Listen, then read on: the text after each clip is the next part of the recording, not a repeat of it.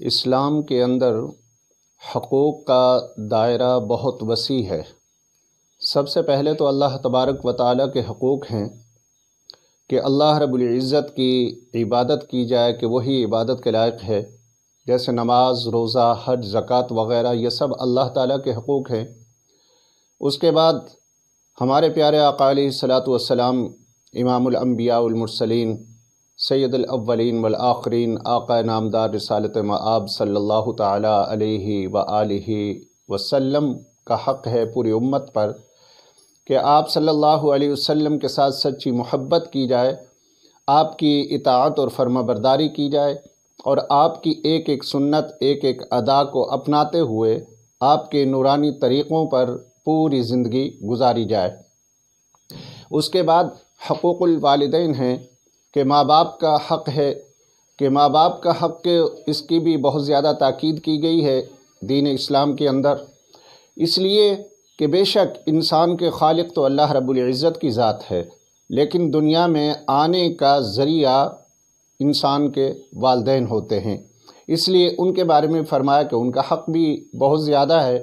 اس کے بعد رشتہ داروں کے حقوق ہیں، ہمسایوں کے حقوق ہیں، اور محلے والوں کے ہیں، عام مسلمان کے حقوق ہیں، حتیٰ کہ ماں باپ کے حقوق اولاد پر، اور اولاد کے حقوق ماں باپ پر،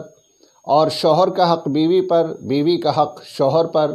اور بہن بھائیوں پر، حتیٰ کہ ان کے علاوہ انسان کے اوپر اس کی اپنی جان کا بھی حق ہے،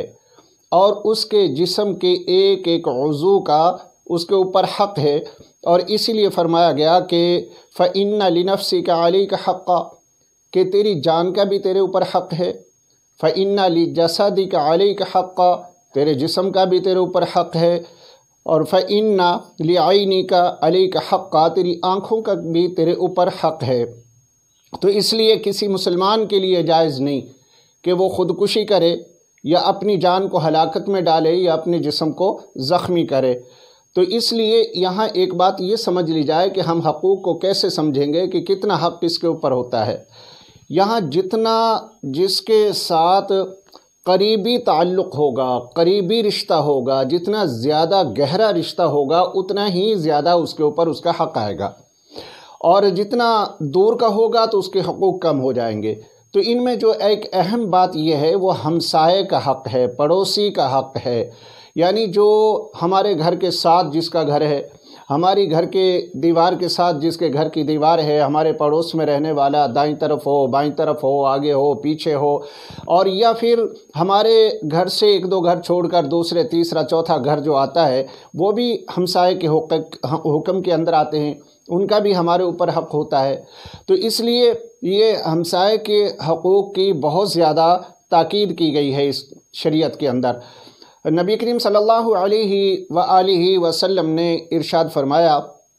کہ جبرائیل علیہ السلام نے بارہا اس کی اتنی تاکید فرمائی، ہمسائے کی اتنی حقوق کا تذکرہ کیا، اتنا زور دیا، فرمایا یہ گمان ہو رہا تھا کہ شاید پڑوسی کو وراثت میں حقدار قرار دے دیا جائے۔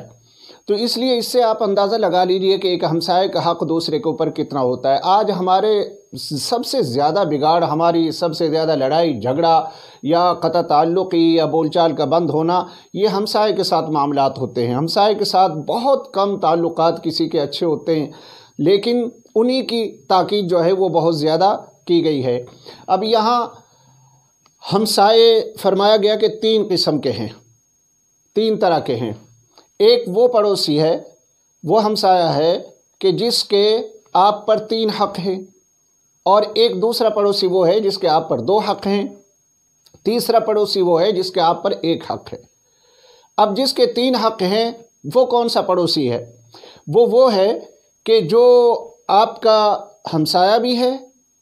آپ کا رشتہ دار بھی ہے، اور مسلمان بھی ہے۔ تو ایک ہمسایہ ہونے کا حق آپ کے اوپر آئے گا، ایک اس کے مسلمان ہونے کا آئے گا، اور دوسرے رشتہ داری کا حقوق، قرابت داری کا حق جو ہے وہ بھی آپ کے اوپر ہوگا۔ گویا اس کے 3 حق جو ہے وہ ادا کرنے ہوں گے۔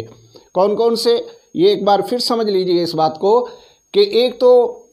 پڑوسی وہ جو مسلمان بھی ہے، رشتہ دار بھی ہے، ہمسایہ بھی ہے، یہ 3 حق ہوئے۔ اور دوسرا وہ جس کے 2 حق ہوتے ہیں، اور وہ پڑوسی وہ ہے کہ جو آپ کا ہمسایہ ہے اور مسلمان ہے لیکن رشتہ دار نہیں ہے، تو پھر اس کے ہمسایہ ہونے کا حق بھی ادا کرنا پڑے گا اور مسلمان ہونے کا حق جو آتا ہے وہ بھی اس کا ادا کرنا پڑے گا۔ اور تیسرا پڑوسی وہ ہے کہ جس کا ایک حق ہے، یعنی وہ آپ کا ہمسایہ تو ہے لیکن مسلمان بھی نہیں ہے اور رشتہ دار بھی نہیں ہے، تو اس کا ایک حق جو ہے وہ دوسرے ہمسائے کے اوپر ہوگا۔ تو اس لیے اب ہمسائے کے ساتھ یہ لازم آتا ہے کہ آدمی اس کی غمی خوشی میں شریک ہو، اس کے دکھ درد میں شریک ہو، اس کا ہر طرح سے خیال رکھے، اس کی ضرورتوں کے بارے میں سوچے، اس کے ساتھ قطع تعلق ہی نہ کرے، اس کے حقوق کو ادا کرنے کی کوشش کرے، اپنی کسی کام سے، کسی بات سے، کسی عمل سے اس کو دکھ اور تکلیف نہ پہنچائے۔